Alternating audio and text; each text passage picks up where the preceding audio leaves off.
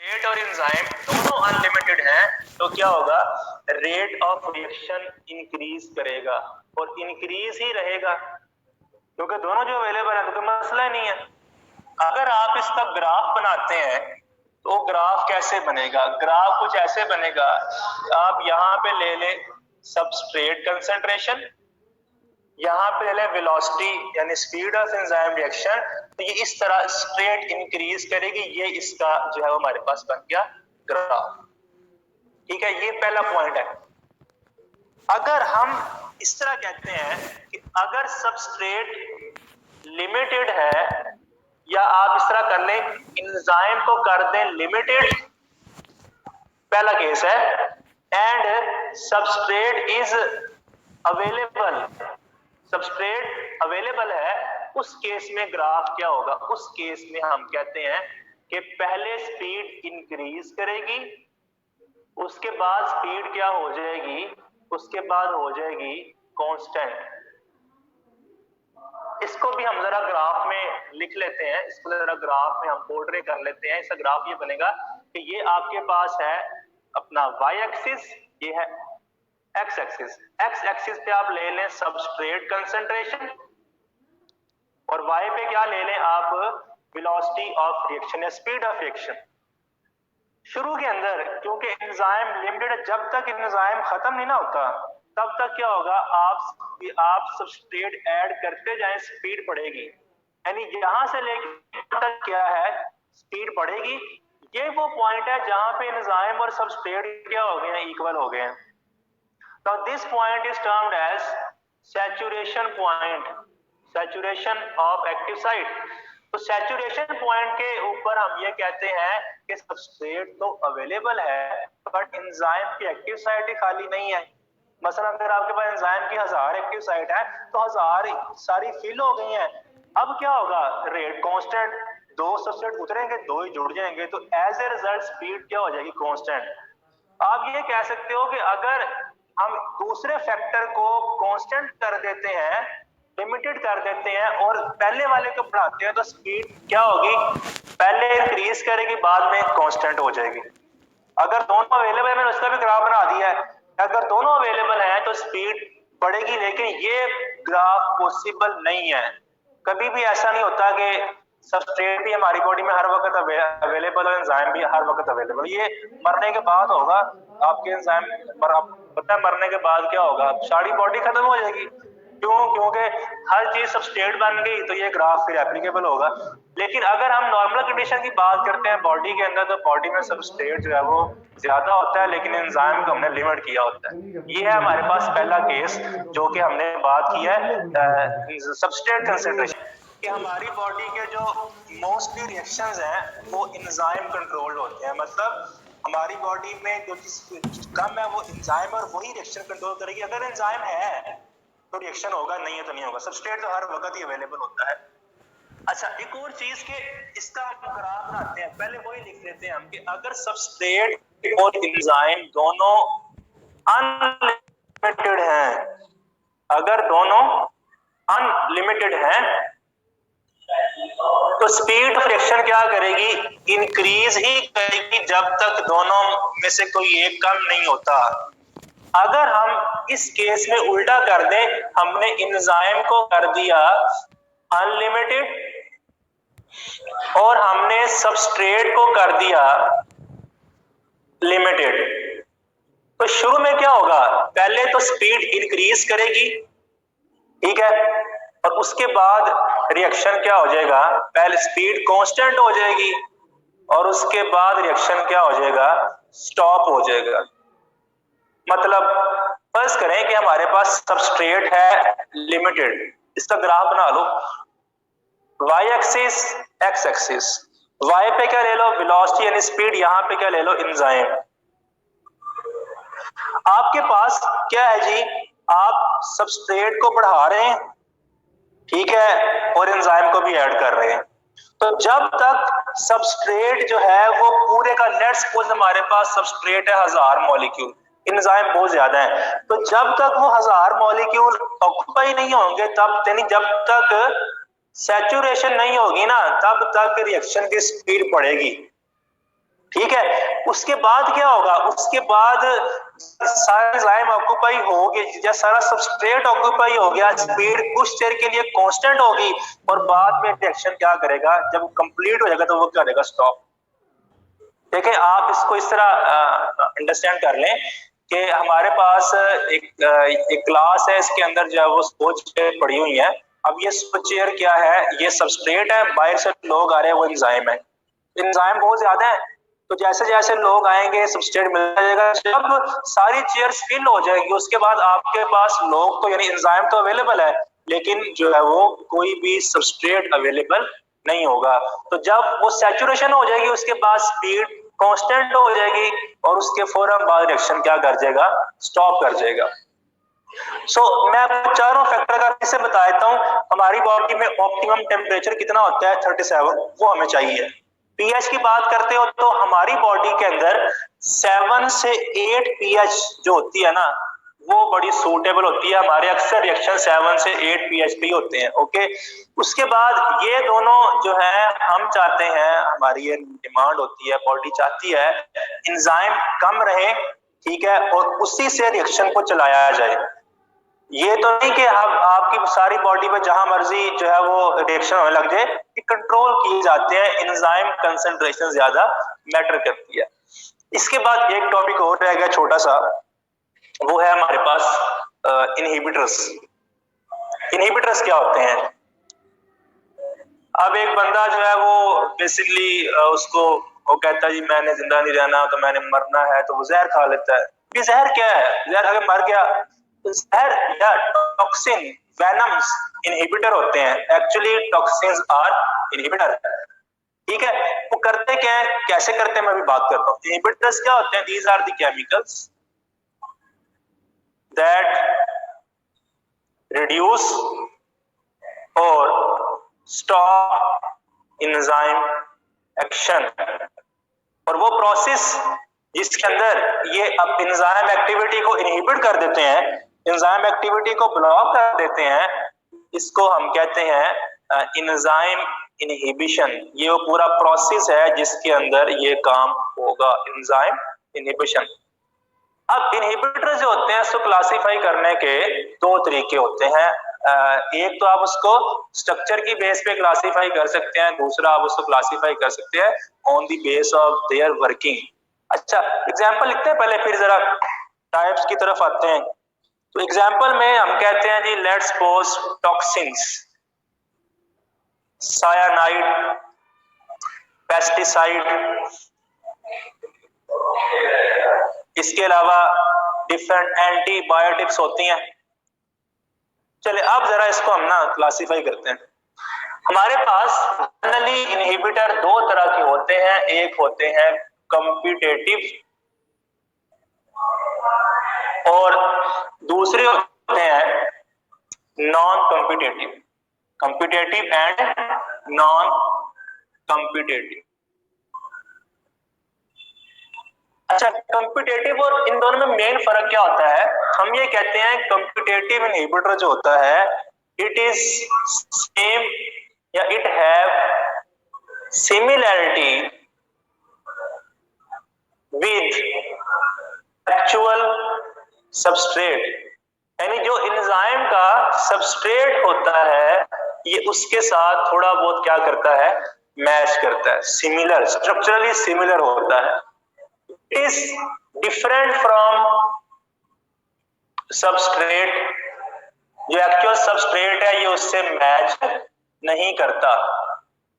दूसरी इसकी प्रॉपर्टी ये है कि जो कॉम्पिटेटिव इनहिबिटर होता है, अगर ये सबस्ट्रेट की तरह का है तो ये जुड़ता भी सबस्ट्रेट की जगह पे है। तो हम कहते हैं कि competitive inhibitor will attach on active side, क्योंकि सबस्ट्रेट ही एक्टिव साइड पे जुड़ता है। यानी एंजाइम प्लस इनहिबिटर क्या कर देगा, एंजाइम इनहिबिटर इसके आगे कुछ नहीं होगा, ये सिर्फ अटैच होगा, बाइंड हो जाएगा और कुछ नहीं करेगा आगे। And it will attach other than active site. Active site के अलावा क्या होगा, अटैच होगा, ये एक्टिव साइट पे अटैच नहीं होगा, क्योंकि ये सबस्ट्रेट से मैच नहीं करता, तो ये क्या लेने जाएगा उधर। उसके बाद कम्पिटेटिव इनहिबिटर के बारे में कहा जाता है इसका जो इफेक्ट होता है इसको हम खत्म कर सकते हैं। देखो, अगर आपके पास इनहिबिटर भी है, कहीं पे सबस्ट्रेट भी है, आप सबस्ट्रेट को बढ़ा दो, इनहिबिटर को अटैच होने का मौका ही नहीं मिलेगा। तो हम कहते हैं कि its effect can be neutralised, आप इसका इफेक्ट खत्म कर सकते हैं बाय इंक्रीजिंग सबस्ट्रेट। जबकि अगर आप इसकी बात करते हो, its effect can not be neutralised, इसका इफेक्ट आप खत्म नहीं कर सकते।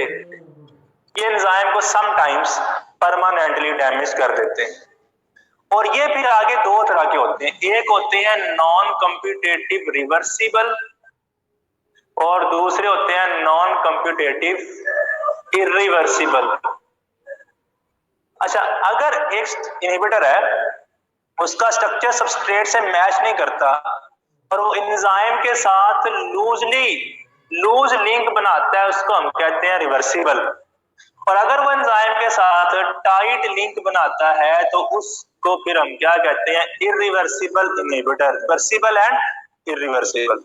मसलन एटीपी जो है ये इरिवर्सिबल नहीं होता, रिवर्सिबल है। ये मैं इंशाल्लाह नेक्स्ट चैप्टर में बात करूंगा कि एटीपी कैसे इनहिबिटर है। एटीपी जिस एंजाइम पे जुड़ता है उसका सबस्ट्रेट एटीपी नहीं है, लेकिन एटीपी सम जुड़ जाता है, समटाइम उससे उतर जाता है, तो एटीपी एक रिवर्सिबल नॉन कॉम्पिटेटिव इनहिबिटर है। और अगर आप इरिवर्सिबल की बात करते हैं, ये एंजाइम के साथ टाइट लिंक बनाते हैं और they will damage the enzyme, ये परमानेंटली एंजाइम को डैमेज कर देते हैं। ठीक है, मसलन इसमें एग्जांपल क्या आएगी, इसमें हमारे पास एग्जांपल आ जाएगी सायानाइड, कड़वे बादामों में जो होता है। इसके अलावा टॉक्सिन्स, स्नेक टॉक्सिन हो सकता है, कोई भी, इसके अलावा एनी अदर इंसेक्ट टॉक्सिन हो सकता है। इसके अलावा नंबर 3 पेस्टिसाइड हो सकते हैं। अच्छा, कॉम्पिटेटिव में अब क्या आएगा, एग्जाम्पल लिख लें। अब ये खैर मैंने इसी में लिख दिया, पर आप एग्जाम्पल का अलग से कॉलम बना सकते हैं, रो बना लें उसकी। तो कॉम्पिटेटिव में एग्जाम्पल क्या आएगी, एंटीबायोटिक्स। हमारी एंटीबायोटिक्स होती हैं, ये कॉम्पिटेटिव इनहिबिटर होती हैं बैक्टीरिया के लिए। ठीक है, so that is all about inhibitors. एक चीज और रह गई, और हमारे पास फीडबैक इनहिबिशन। फीडबैक इनहिबिशन जो है वो थोड़ा सा आपको बता देता हूं। फीडबैक इनहिबिशन क्या होता है, it is a process in which reaction is controlled by products of that reaction. मसलन फर्स्ट करें, हमारे पास एक रिएक्शन है, उसमें ए से बनता है बी, बी से बनता है सी, ई से बनता है डी। यहाँ पे एंजाइम है एक्स, यहाँ पे है वाई, यहाँ पे है जी। एक्चुअली ए से क्या बन रहा है, डी बन रहा है, यानी D is the product of that reaction. अब जो डी है बेसिकली ये क्या करेगा, जब डी बन जाएगा तो नाउ रिएक्शन को स्टॉप करना है। अब यही जो इसका प्रोडक्ट है, ये प्रोडक्ट जाके रिएक्शन को स्टॉप करेगा। कैसे स्टॉप करेगा, ये यहां से जाएगा। अभी एंजाइम तीन है ना, एक्स है, वाई और जी है, यानी रिएक्शन के 3 स्टेप है और तीनों के अंदर एंजाइम है। इस तरह वो ग्लाइकोलाइसिस हमने पढ़ना नेक्स्ट चैप्टर के अंदर कि उसमें 10 स्टेप है, हर स्टेप का अपना एंजाइम है। तो बी जो है ये एक्स के लिए क्या है, प्रोडक्ट है, और वाई के लिए क्या है, सबस्ट्रेट है। यानी product of one reaction is taken by substrate of other. तो बी जो है वो एक्स के लिए प्रोडक्ट है, वाई के लिए सबस्ट्रेट है। ऐसे रिएक्शन को हम क्या बोलते हैं, मेटाबॉलिक पाथवे। तो मेटाबॉलिक पाथवे कैसे काम करते हैं, मेटाबॉलिक पाथवे में जो एंड वाला प्रोडक्ट है जब ये बन जाता है तो ये पहले एंजाइम को जाके सिग्नल देता है कि भाई रिएक्शन स्टॉप कर दो। तो जब इसी रिएक्शन का प्रोडक्ट इसी रिएक्शन को स्टॉप करेगा उसको हम क्या बोलेंगे? फीडबैक इनहिबिशन, यानी process in which reaction is controlled by product of that reaction. ये प्रोडक्ट जो है बेसिकली इसको स्टॉप कर रही है। अगर हम एग्जैक्ट डेफिनेशन लिख लें फीडबैक इनहिबिशन, तो हम ये कह सकते हैं कि when product of reaction stop the reaction by attaching on allosteric site of first enzyme in a metabolic pathway। अभी मैं समझाता हूं आपको ये क्या होता है। देखें, एक तो हमने पढ़ी थी, आज तक हमने एक ही साइड पढ़ी कि एंजाइम पे क्या होती है? Active side.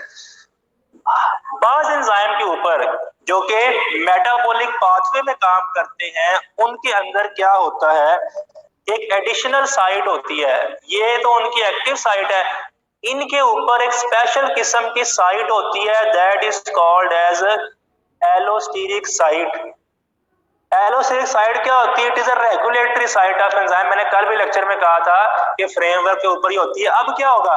ये मेटाबॉलिक पाथवे है, इसमें ए से बना डी। जब डी बनेगा तो डी जाएगा एक्स के पास, और कहां पे जुड़ेगा? जाके उसकी एलोस्टेरिक साइट पे, और एक्स क्या करेगा? अपना काम करना स्टॉप कर देगा। और जब ये स्टॉप करेगा तो इस प्रोसेस का नाम क्या होता है? Feedback inhibition. तो मैं इसको फिर से रीड करता हूं कि when product of a reaction stop the reaction, product है रिएक्शन को स्टॉप कर दिया, कैसे? Bye attaching on allosteric site of first enzyme in a metabolic pathway. पहले पे जुड़ना है, दूसरे पे नहीं, ये शर्त है, क्योंकि ये जो कंट्रोल है वो रिएक्शन के स्टार्ट में ही किया जाता है। ठीक है, so that is all about chapter number 3। इसमें हमने एंजाइम को डिस्कस किया, एंजाइम क्या होते हैं, एंजाइम को स्ट्रक्चर वाइज डिस्कस किया हमने, फिर हमने एंजाइम की एक्टिविटी को डिस्कस किया, उसके स्ट्रक्चर मॉडल्स को डिस्कस किया।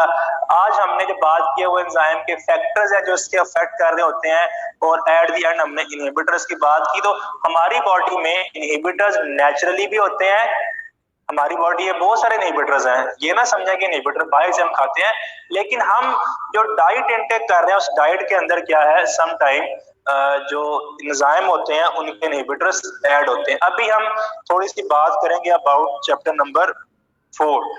चैप्टर नंबर 4 जो है, it is basically bioenergetics. So bioenergetics एक बायो की ब्रांच है जिसके अंदर हम क्या स्टडी करते हैं? It is the study of energy transformation and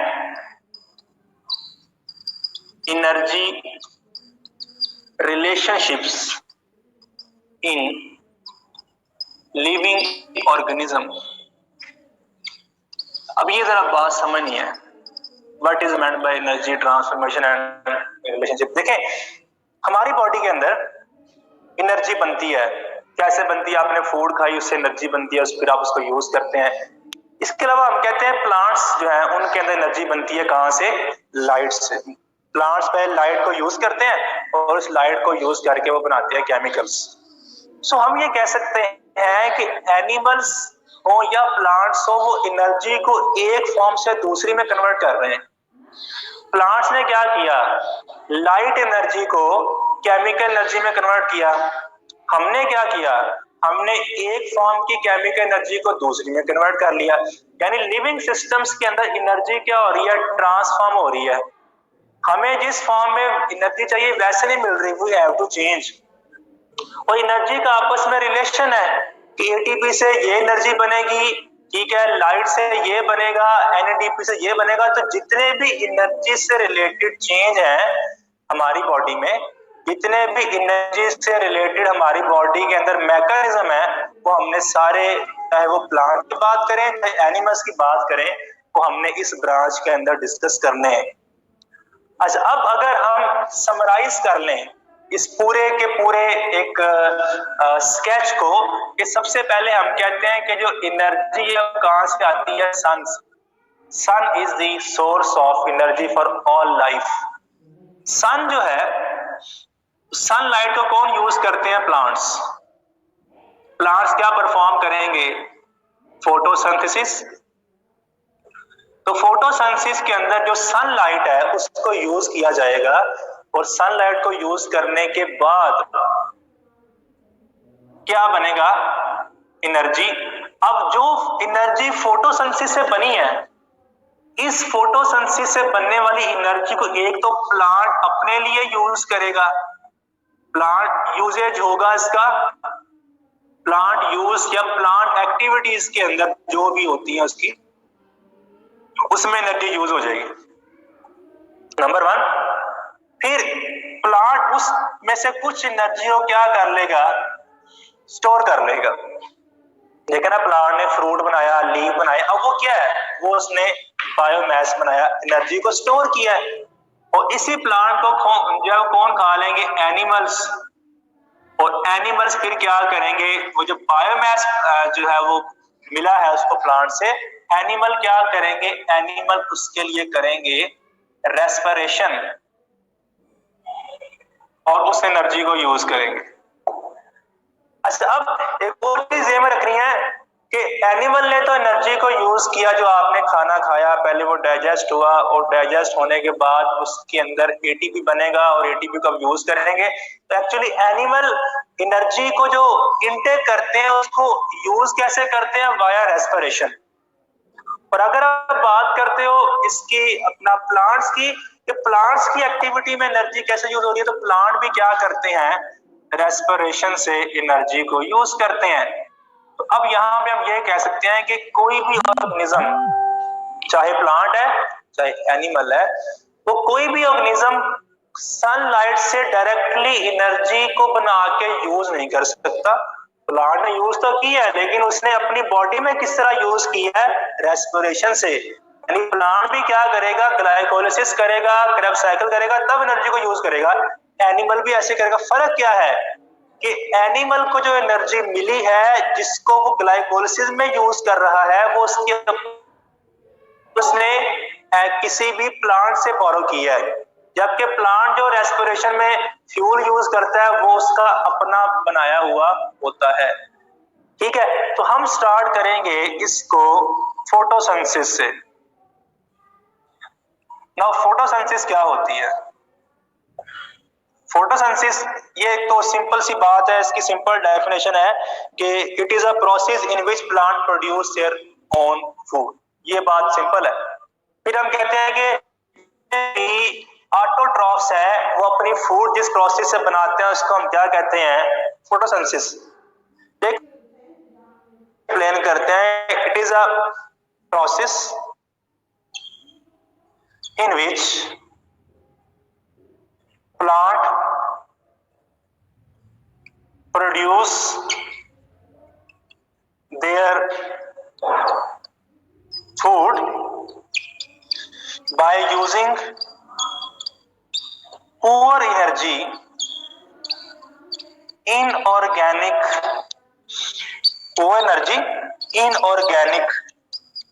compounds। चले मैं जरा इसकी आपको इक्वेशन से समझाता हूं। पहले आप ये लिख लें कि it is performed by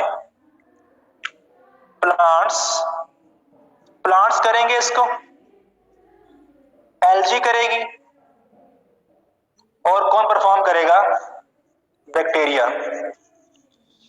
equation से आपको ये डेफिनेशन में मजीद एक्सप्लेन करता हूं ये है क्या। तो देखें, मैंने क्या लिखा था? प्लांट ने फूड बनानी है, कैसे? Poor energy inorganic compounds. तो वो कौन से हैं? कार्बन डाइऑक्साइड पुअर एनर्जी है, इनऑर्गेनिक है वाटर। CO2 कहां से आई? एयर से आई। वाटर कहां से आया? सॉइल से आया। इनको मिलाया जाएगा, ठीक है। 6 मॉलिक्यूल कार्बन डाइऑक्साइड के होंगे, 6 मॉलिक्यूल वाटर के होंगे और इनके मिलने से क्या बनेगा? ग्लूकोज। C6 क्या हुआ?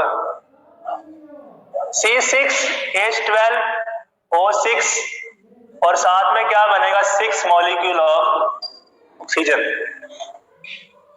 और इस सारे काम के दौरान प्लांट किसको यूज करेगा? Plant will obviously use chlorophyll और इसके अलावा सनलाइट। अब देखें ये जो कंपाउंड है दोनों, एक तो ये पुअर एनर्जी है, इनमें एनर्जी कम है, आप इनको यूज नहीं कर सकते दोनों को एनर्जी के लिए। दूसरा ये इनऑर्गेनिक कंपाउंड्स हैं और सिंपल कंपाउंड्स हैं। फोटोसिंथेसिस के अंदर जब इनको प्रोसेस किया गया क्लोरोफिल को यूज करके या सनलाइट को यूज करके, तो ये पुअर एनर्जी किसमें चेंज हो गए? एनर्जी रिच कंपाउंड में, यानी ग्लूकोज में ऑब्वियसली एनर्जी तो ज्यादा है CO2 से, organic compound and complex compounds. तो हम ये कह सकते हैं कि फोटोसिंथेसिस एक ऐसा प्रोसेस है जिसके अंदर poor energy simple inorganic compounds को चेंज किया जा रहा है energy rich complex organic compound में by using sunlight and chlorophyll. तो सनलाइट और क्लोरोफिल दोनों को यूज करके हम अपनी जो प्रोसेसिंग है वो प्लांट में करवाते हैं और ये ग्लूकोज बन जाता है। तो ये जो ग्लूकोज बना है इसको प्लांट अपनी एनर्जी के लिए भी यूज करेगा और प्लांट जो है वो दूसरे ऑर्गेनिज्म के लिए भी बनाएगा जिसको लोग जो है वो यूज करेंगे। ठीक है। अच्छा, अब इसके अंदर दो चीजें बड़ी अहम है। एक तो सनलाइट की बड़ी इंपॉर्टेंस है कि सनलाइट यहाँ बड़ा एक्टिव रोल प्ले कर रही होती है। सेकेंडली इसमें जो है वो पिगमेंट्स का बड़ा रोल है। तो अब उसको फिर ये मैंने आपको एक इंट्रो दिया है, नेक्स्ट टाइम फिर हम लेक्चर के अंदर इसको डिटेल से स्टार्ट करेंगे कि